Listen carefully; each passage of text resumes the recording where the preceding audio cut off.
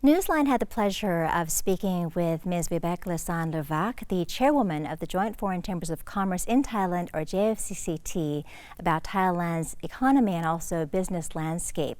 And that was in April of 2024. And today we welcome her again to the studio to help us get a grip on the Thai economy for 2024 overall, as well as what is key to growth for the year 2025. Sawadika, Kun Vibeke. Sawadika. It's so good to have you in the studio again. Thank you for inviting me, and Happy New Year. Happy New Year to you as well. So let me begin with this question. Looking back at 2024, how did the private foreign business community find doing business here in Thailand? Well, I think 2024 was a challenging year for not just Thailand, but globally. But we saw a modest economical recovery in Thailand, especially in tourism. We saw it a lot in the domestic consumption. And very good was to see that exports started booming again towards, especially towards the fourth quarter. So this, at the end of the year, I think Thailand didn't do too bad. They did better than the forecast. Other areas that I would say that was very positive was the foreign direct investment. We saw a lot of increase in foreign direct investment, especially in EEC and BOI. They have attractive incentives for the investors, and I think Thailand has a lot of pluses when it comes to looking at investors, and the ease of doing business may be complex in some areas, but especially in EEC and BOI, those are not as complex. If you're looking at one more area that I think was very positive, is the government commitment to join OECD, or the start of the path of joining OECD. This is showing a lot of confidence on the competitiveness of the country, and I think we are on the right path with that. But of course, we still have a lot of, let's say, challenges ahead, and there are challenges that needs to be dealt with the government. Of course, but despite the challenges, it sounds like we're on the right path, and you're giving positive feedback, and it's good to hear that Thailand is still attractive.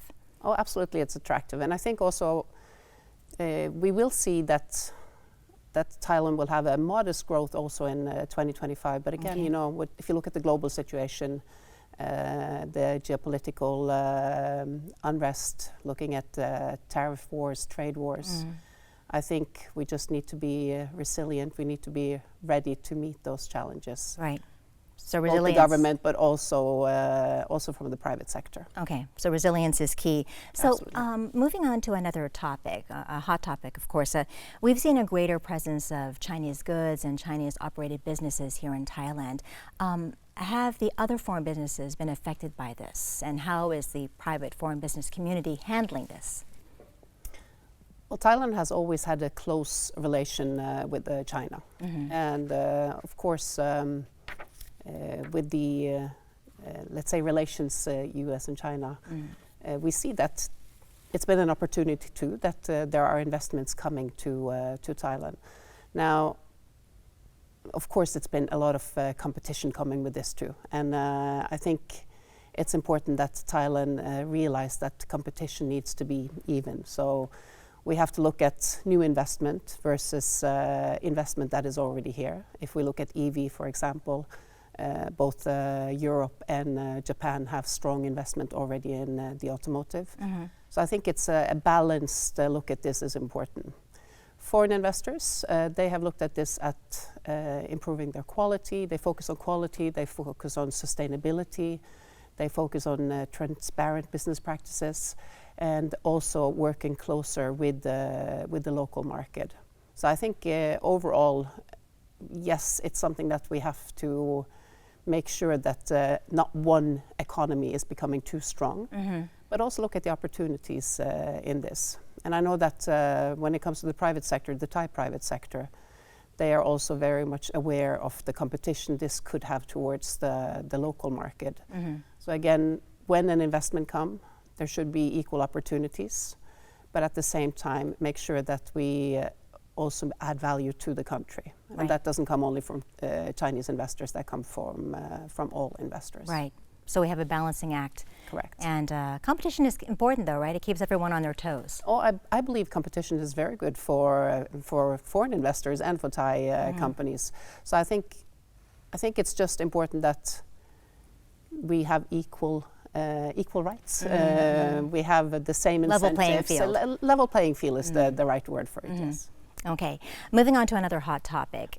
In November of last year, we saw Donald Trump be elected to the Oval Office again, and he will be assuming the presidency this coming January 20th. So since his re-election, have you seen any effects on business here in Thailand in general, and how can businesses prepare for the incoming U.S. administration? I think it's a little bit early. I think we have to allow him to come in the office first.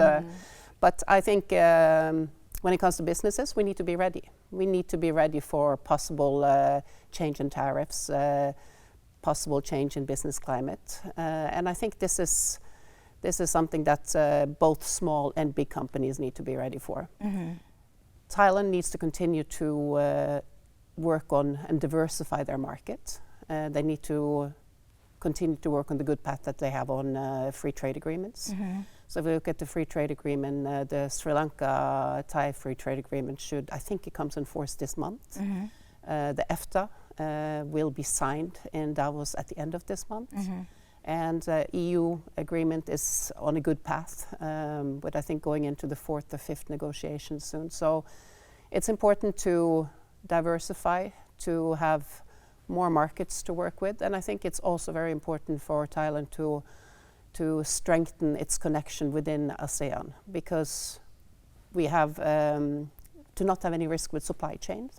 I think having a closer connection with the ASEAN, we can then strengthen and make the supply chain strong, also not only with the Chinese supply but also with other supply.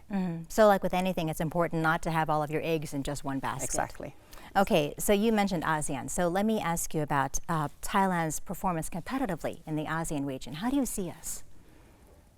Well, definitely there's competition, but competition is good. One of the advantages that Thailand has is the geographical location. We are very strategically centered straight in ASEAN. So as long as the government focus on ease of doing business, it will require some regulatory reform. It will require that they focus on speed in changing laws where it affects ease of doing business. Other areas is education. We have strong focus on new target industries, and we don't really have skilled labor available for these industries. So that's another area that I think maybe if we can have more freer flow of skilled labor between ASEAN or between the countries, that could be good. But overall, I think Thailand is still in a strong position. It's a country that offers stability. It offers good quality of living for families. These are qualities that I think, especially after COVID, it's important to remember that it's not just to invest, it's also to live and function in a country. And here you have good hospitals, good schools, reasonable quality or reasonable cost of living. So I think Thailand is still in a good position, but it does require that the government focus on the competitiveness of the country and ease of doing business. Okay, so you've actually answered one of my questions already about what the government can do to help everyone prosper. If we look at Thai businesses, and given everything you've told us so far, what else can Thai businesses do to perform better in the year 2025?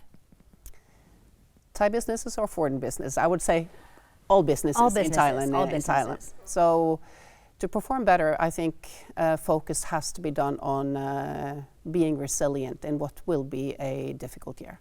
Or it's not a difficult, but it's going to be a challenging year since we still have the global unrest, since we still have trade wars going on, since we still have the overhanging possible tariffs implementing in our supply chain. I think it's very important that Thai businesses, we work together, big and small. We look at making sure that the SMEs don't fall behind. sustainability, ESG, is not something that we have a choice to do. It's something we must do. So I think it's important that we allow the SME to be, which is very important to our supply chain. We allow the SME to, number one, the time that it takes to implement the compliance to new regulations that are coming, and also make sure that we share knowledge with them. We focus on innovation technology, and we focus on the private and public sector working closely together to make sure that we are building the future talents and future workforce for tomorrow workplace, right. not for the past workplace. Right. Speaking of building the workforce for tomorrow, if I can add another question, we're seeing, you know, increasing use of AI, technology, Yes. robotics, automation. People are losing their jobs to these things, are they not? And what is their... I don't believe it's a competition. No? I think if it's used the right way, I think it actually adds to our competitiveness. It adds to the speed of work. But we need to train how to use it the right way.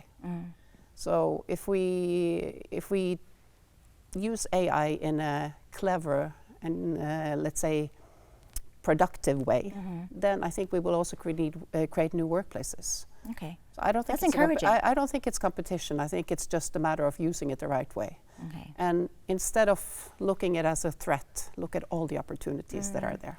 Because I do see some companies say they're lowering their costs by implementing more automation and, you know, decreasing their workforce, which is...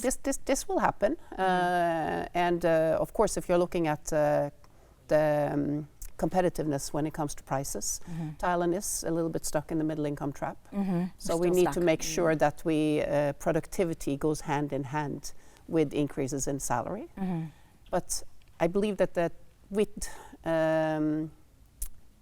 technology, there will be new jobs coming.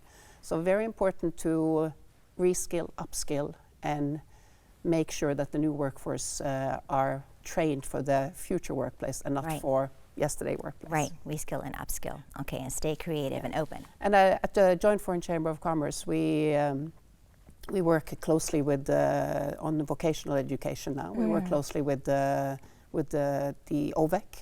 So specifically, we are focusing on 3 industries. We are working on the digital side, on hospitality, on the jewelry industry, and now we will also start on agriculture. Right. And I think this is the reason we do this is because we see that it is a challenge to get both skilled and unskilled workers. Right. And very often our members, they will have technology and know-how that we can share with the vocational institutions, and also make sure that we are working also on dual vocational journey, involving our members. So I think there's a lot of positives. Okay. Very important is that the private sector works very closely with the vocational institutions, Right. and also with the government. Right. Again, very encouraging news. And so, are there any final words you'd like to share with our audience? I think be resilient. It's important to be resilient. It's important to realize that business still is challenging. But I think together with the right changes and the right reforms from the government, and with the knowledge sharing from the private sector, we can make the positive change and make sure that Thailand stays strong. Okay. Thank you so much for speaking with us today. ขอบคุณค่ะ